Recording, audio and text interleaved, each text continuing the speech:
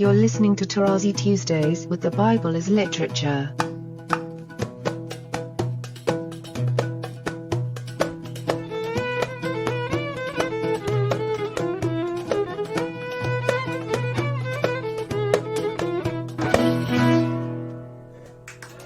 Hi, this is Father Mark Boulos. And this is Dr. Richard Benton. And you are listening to Tarazi Tuesdays with the Bible as Literature podcast. Today, I wanted to ask you, Father Paul, about the Maccabees. You've spoken many times over the years about this text, about how it's been mishandled and how it plays in your scholarship. Clearly, the New Testament is a reaction against the attitude of the Maccabees and of their heirs that developed into the Hasmonean dynasty kingship in Jerusalem, a la David and Solomon, and ultimately brought disaster on the leaders and their people in 70 AD when Jerusalem was sacked. But again, beyond that, it is important because in the New Testament we find specifically a counter-attitude, a criticism of such an approach. Again, the New Testament is very well aware of that. And let me say it bluntly. In the New Testament, we have three major names that are Latin. They don't exist in Greek, let alone Hebrew. Paul,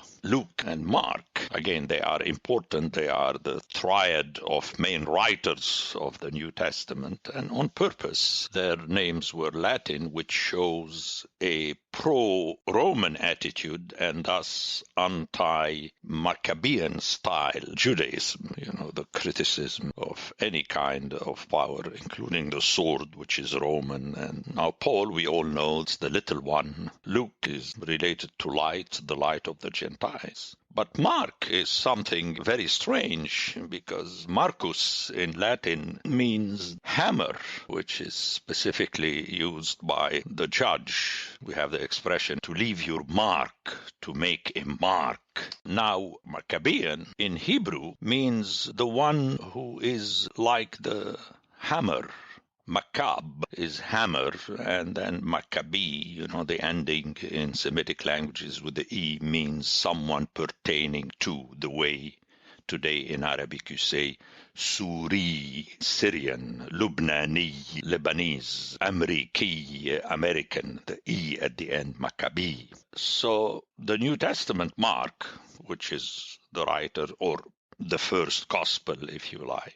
It's another kind of Maccab, which is anti-Maccabee. It's a big deal, a big issue. Now, obviously, the name Maccabees is a superimposed title. The story goes that at one point there was a Mattathias. All this info we have from the books of Maccabees, which are not included in the original Hebrew canon, and then also from Josephus Flavius, and depending on the time we can talk about that. I give it a lot of pages in my book when I deal with the New Testament. The father, Mattathias, and his children, he was a priest in a small village. Then there was no Jerusalem. The importance came precisely with the Maccabees. And he got frustrated with the policy of the Seleucids, who are the followers of Alexander, the heirs of Alexander, divided his, we can call it kingdom, area of influence. There were people in Greece, Macedonia, other places, but the two main parts were what developed into the Roman province Syria, which is the east, and then Egypt, which is very important. In Syria ruled the Seleucids from Seleucus, a name of one of the leaders. Their capital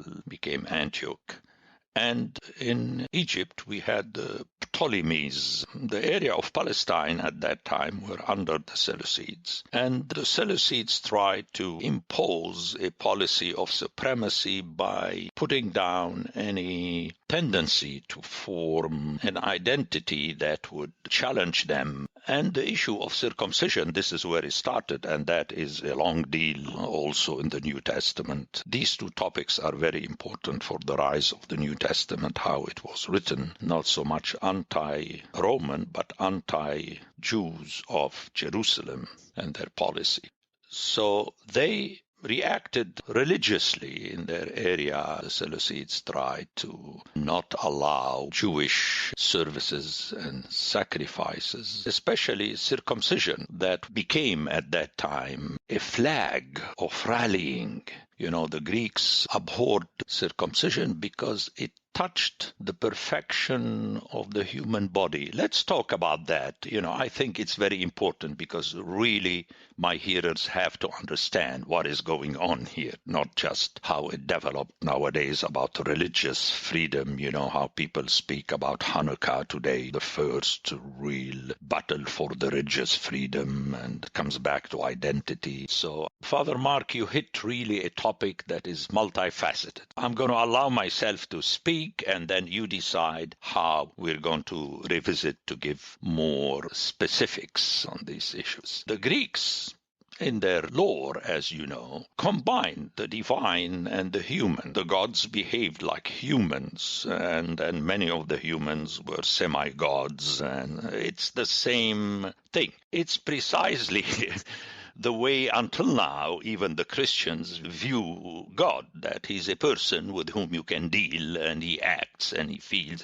That's the way we are, unless you have a God like you. And my criticism against Alexandrian theology is that pushed this to the extreme, that God became man so that man may become God, which I criticize openly in my book. So it was one society, which means, and here I come to the point of circumcision, that the human body was a divine body, and thus it was perfect as is. Now, circumcision touched the body and changed it, and thus, if you like, deformed it by cutting off the cover of the penis, to circumcise, from Latin to cut around. And that becomes, and we can discuss this in another podcast, the whole issue of shame. So if you go to the common baths where people were naked, Finns are the best people who would understand this issue in the New Testament, because when they go to their saunas, they are fully naked. I remember I, was, let my hearers hear it, scandalized the first time when, I went to the sauna and suddenly my colleagues, clergy and theologians, were discussing theology naked in the sauna. For me, it was a big deal.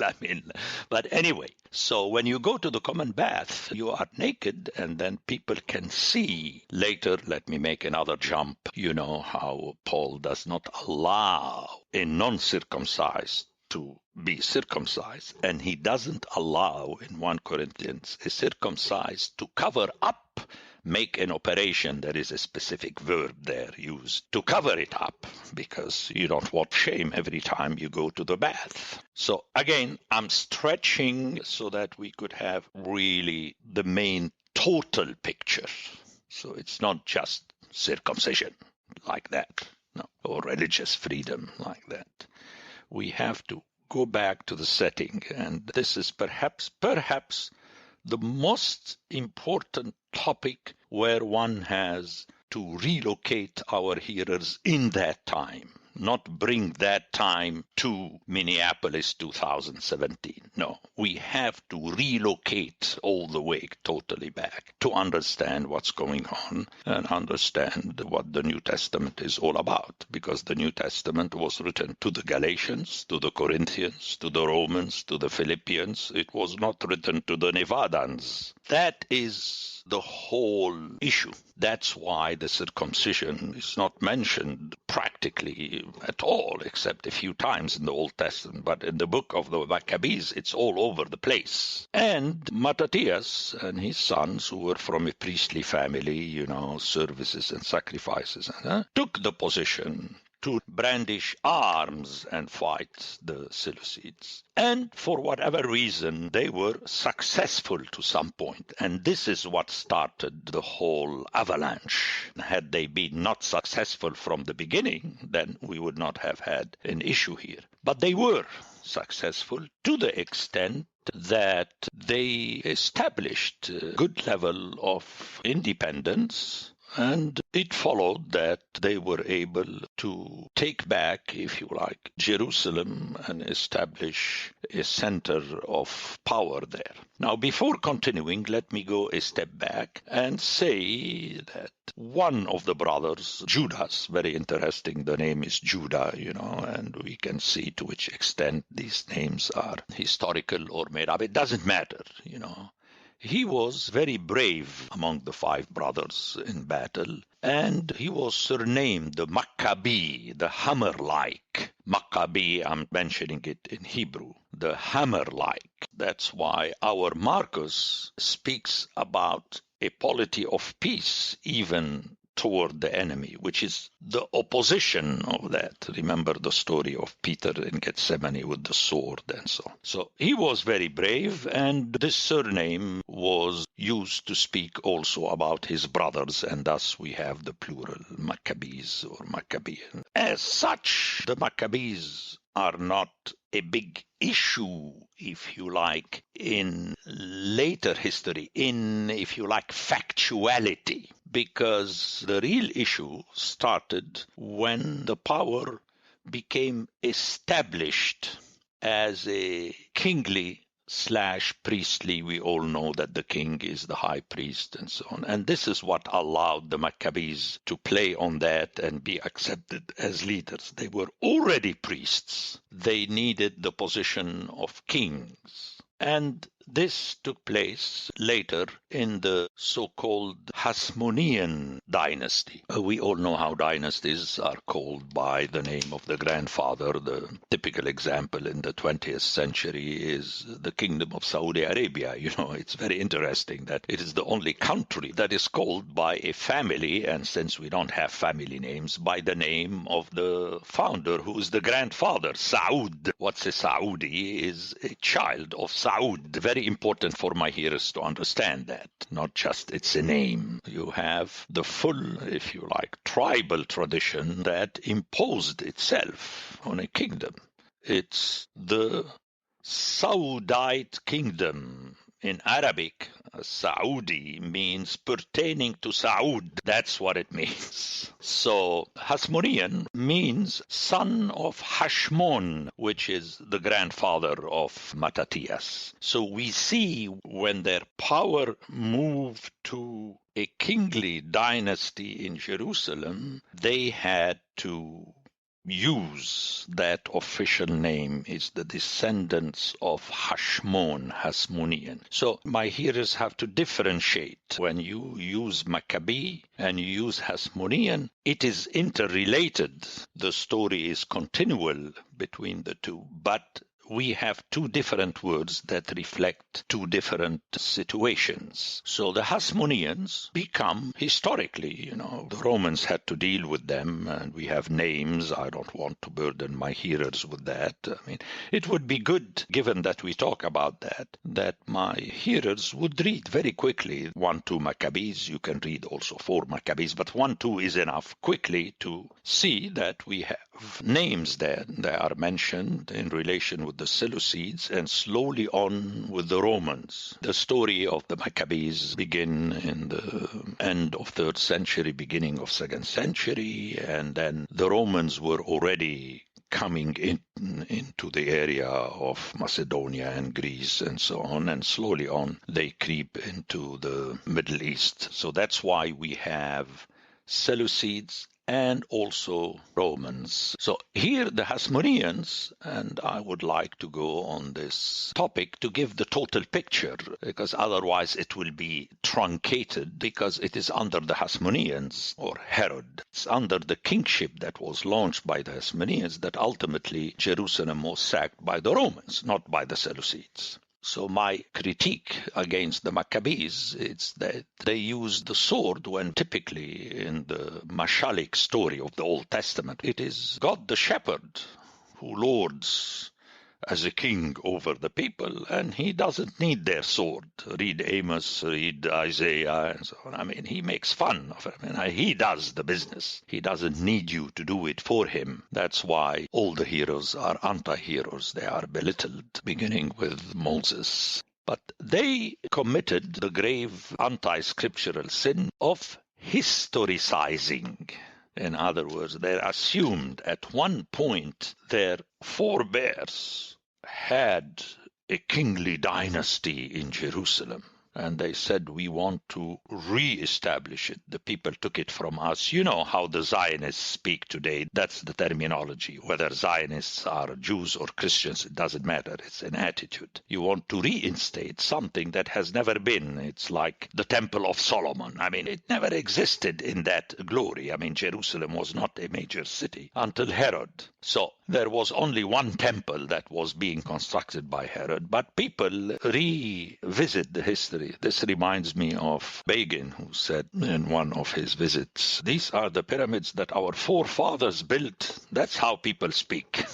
That with Abraham began a line of descendancy that comes down to us today. So this historicization, again, it's not the Maccabees and their attitude. If it would have disappeared, it's no problem. But it turned into becoming an actualization of something that is presented as a mashal. And that's why we have a king who is also the high priest. And the Romans at one point don't allow a king to remain a king, but they assign his brother as a high priest and so on. One can see if those who know the Bible are living those times, it becomes very exciting and you become very touchy to defend something your muscle has established, a dynasty in Jerusalem. So here we go. We begin with the Maccabees. They wanted to react against a certain kind of oppression that was perceived as religious and also political to the full establishment of a kingly dynasty in Jerusalem. And thus you are actualizing. This is what the Christians will do later, the Constantine and then the West. You actualize. And we all know how, especially the English, have this tendency to consider that they were the descendant of ancient Israel. And that's how the Byzantines also viewed themselves. In other words, you're establishing the so-called kingdom or the rule. There is no kingdom, there is a rule. He owns everything. There is only one king, God. You historicize it. I mean, that's ridiculous from the perspective of the scriptural writers. They would be rolling in their tombs. They wrote this massive literature against that. But we can transfer it. Look at you yourself. You have no choice, on your website. Even if in your sermons you preach against the building as Jeremiah, but somehow you have to say, we did that, we built that, we made the altar, we're going to have a library, we're going to have a playground for the children. And I'm not saying it's bad. All I'm saying is that you really, without realizing, mix apples and oranges. And that is the thing that is criticized in the Bible. Let me go back to the New Testament again, because we have to make this topic not only very appealing and interesting, but because it is central. Let's go back to this example where you have Peter getting excited when the people came to grab Jesus and to take him to death. He reacted exactly like a Maccabee. He took the sword and cut the ear. So Jesus said, no, you can't do that. First of all, second of all, put back the ear, which is a very funny story. But again, as I say to myself, why the ear? Why not the arm? Why not the leg? Why didn't he stab him in the heart? It's because it is connected with the thesis of the New Testament, which is preaching the gospel. If you cut the ear of your opponent, how are you going to preach that opponent?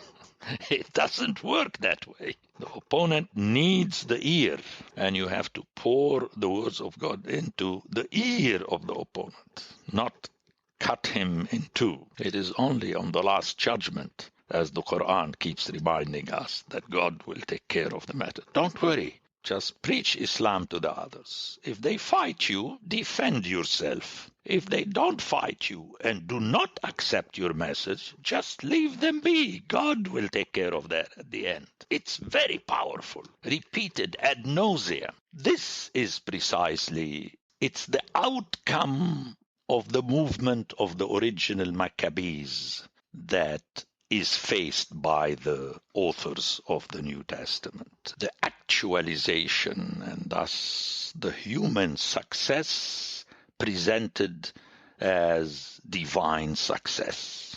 Let me repeat this 2 more times. Making out of human success a divine success. Making out of your success a divine success. And let's go back to the point A with which we started. So what's the difference between you and Alexander and his heirs and all their Greek lore where the divine and the human were intermingled? It's affected our theology. The soul is the divine part, the human being and the body. But I mean, you know all these theories, and I critique them openly in my book because this is where things went wrong. In other words, you are dismantling the teaching of the apostle when he makes fun of the nations in Romans chapter 1. Total fun. And then we go back to speaking the same language. That's why our God is another God among the other gods, because he works like them.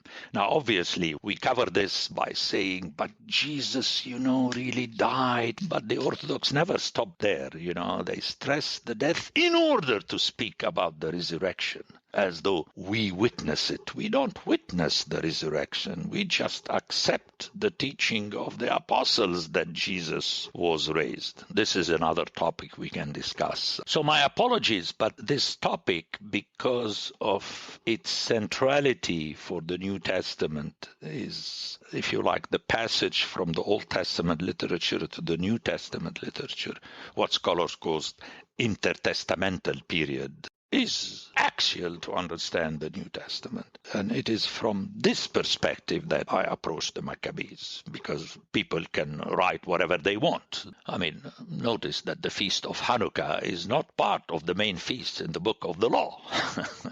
It's a secondary feast. But anyway, there are a good number of Jews that are unhappy about it. By the way, Hanukkah, the word is very important. I refer to it in my book because it's from the same root as Henoch, rededication of the temple. But Henoch in the Bible, he dedicated his life, not buildings.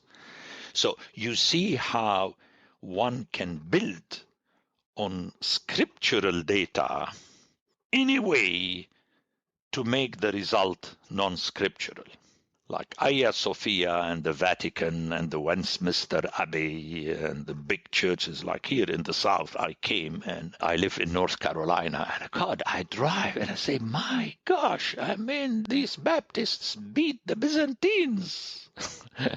They have huge churches, and another building, a center for the Methodists even, and so on. It's unbelievable. But this is what happened. And again, since we began with the Maccabees specifically, that was your point, Father Mark, I need to end, and I prepared for that at the beginning, with the Maccabee Paul, if you like, but through Marcus, who presented the gospel of peace. And Paul was very powerful in Romans. He wanted to bring down the Romans. Remember, he's writing to the Romans, which means the patricians of Rome, and to put them under the salvation and the power, which are two imperial titles of the message of the gospel, which is the gospel of peace, which is through the word. In other words, you may not use the sword. And in this same letter, Paul speaks, I'm perhaps digging my own grave by launching at you so many ideas that both of you are going to monopolize on and build podcasts by asking me to speak about them. How he asked the respect to the authorities that have the sword of God to rule. But you yourself may not. Anyway, it's a touchy issue. But this is what happened. And the funny thing, let me end with how God laughs seated in the high at all of us. He makes fun of these Jewish leaders by having the Romans appoint upon them a king who is from Idumean, remember. In other words, he is technically a descendant of Esau, who is the nemesis of Jacob, the father of the Jews in the Bible. It's very funny. So they are subjugated by Esau, a descendant of Esau. And it is he who built the Temple of Jerusalem and the famous arena of Caesarea in Palestine. In other words, he reintroduced Hellenism with the help of the Romans in Palestine, and that's why his followers, including the Sadducees, remember how the Sadducees were priestly leaders, which means that they were pro-government, and you have the people who were opposed to them. He did it, and people were forced to pay the didrachma to build it, and then the Romans destroyed all this in 70, but they kept the didrachma and they collected it to build a temple for Jupiter in Rome. I mean, history is funny. Anyway, I am sure, but for the ears of my hearers, I hope that they gave enough attention to this topic per se. And I'm inviting them to read more about it, research, without committing to any views, but just for info, to build ultimately their own understanding of the matter. I presented mine, and it's detailed in my intros to the New Testament and in the Rise of Scripture. It's so helpful to think about the Maccabees and this kind of anti-Maccabean strain we see in the New Testament. I wanted to ask a question that kind of goes back to one of the early points you made in your presentation about some subtle pro-Roman strains we see in the New Testament. It just made me think of the Dead Sea Scroll sect, the group that wrote the Dead Sea Scrolls, because among their writings we see definitely anti-temple writings and the wickedness in the temple, very similar to what we see in the New Testament, but absolutely anti-Roman, that the Romans are evil. That's very clear. And then finally, there's not a militaristic strain that we see in the Dead Sea Scroll sect, but it's all about the final battle, and it's about how the final battle would be the sons of light and the sons of darkness and Beelzebul and all that sort of thing. How do you see the approach of the Dead Sea Scrolls as highlighting some of these major points in the New Testament? And I guess another related point is, how did the book of the Maccabees end up in the Septuagint but not in the Masoretic text? These are two questions. The first one is, I believe, very important because there is this tendency to speak about the influence of the Dead Sea communities and so on in the New Testament. I cannot subscribe to that. It's a totally different. Actually, their position is more extreme than the position are criticized, because in their writings they are historicizing the final battle between the sons of light and so on, which is in Daniel chapter 12 and Michael and so on, 11 and 12 and so on. So that's in its way much more dangerous. You see it nowadays in the extreme strains of Christians. It is as though God is going to come with the angels battling here on earth. One has to be careful. You do not find this in the Gospels. You do not find this in the book of the Apocalypse. So again, that's my criticism. But it's important to notice that within that same community of, let's call them, as I call them in my book, the followers of the law, a tendency that criticized the Maccabean tendency, especially when it culminated in the Hasmonean dynasty. You said it yourself, they were critical of this Jerusalemite leadership. So that, and I'm thankful to you that you brought this into the picture, to remind the people, because usually to solve our dilemmas, we try to simplify things. There is one point opposed by another point. It is not true. You have people who have their position. And that tells us that a good number of people were unhappy about it. But then my critique from the perspective of the teaching of the New Testament is that they propelled this historicization to the last day. We are the sons of the light, all the others are the sons of darkness, and so on and so forth. Regarding the other question, the Maccabees in the Septuagint, perhaps I'll write a book one day about that. When we look to our own historical circumstances, or we look to our own agendas, and then we try to recontextualize these biblical metaphors, it leads to violence, it leads to suffering, because you are in fact putting yourself in God's place when you do that. And suddenly you wield the authority of God for a very worldly agenda, and that's when things get very ugly. So I very much appreciate your point that the hammer of Mark is not the hammer people think it is. The Orthodox, especially the Greeks, the Byzantines, people linked to Constantinople always like to mention the Fourth Crusade that entered Constantinople and so on. But it's very funny. They are reaping the seed that was planted by the followers of Constantine when they coined the really scandalous troparion of the cross, where it becomes your instrument to grant victories. Notice of the plural. I don't want to discuss that. People can read in my victories over the barbarians, not the enemies, barbarians. You could see Greek and barbarian. I mean, the seed of the Crusades, the second millennium, are already there in that troparion. But anyway, it's very important to point out these things. Otherwise, we can cover it up like today we try to say, granting victories to the believers over their adversaries. That's not the original. But you change it, but your inner attitude is still the same. In the armies nowadays, you have chaplains blessing. I know people say they bless the soldiers, not so much the arms and so on. But everybody does that. And you pray always for victory on your side, and the other one is doing the same. So it's very tricky. And once you are on this land to justify yourself, it's very hard to be critical. In other words, it's very hard to accept that the hammer not be a hammer, unless you read the New Testament and you notice the name Marcus as John Marcus. I think John Mark is the same person who was an opponent of Paul at the beginning, but then was taken into his fold. But anyway, data is very important. And obviously, since I'm using the word, I have no sword here. The hearers can do whatever they want, but they should not understand me saying, so whatever they decide and they want is okay. I did not say that. I said, I cannot force them against their will. Each of the hearers will have to decide whether to repeat the prayer of Jesus in Gethsemane, notice related to the time when he will say to Peter not to use the sword, thy will be done, not mine. But let's face it, all of us, by this we mean, let our will, O God, meaning your and mine, because we agree, be fulfilled. That's not what Jesus said.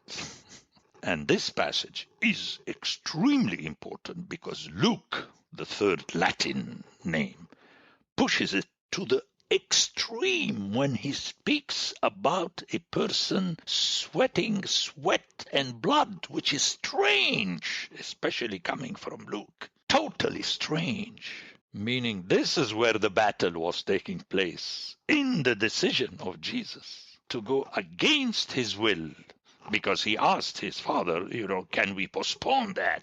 But here I'm getting too much excited. But at least it's good because my hearers have to see why I said to discuss the Maccabees. One already is touching on the New Testament, which is the reply against that. Thank you very much, Father. Thank you, Thank you very much, Father. Okay, thank you.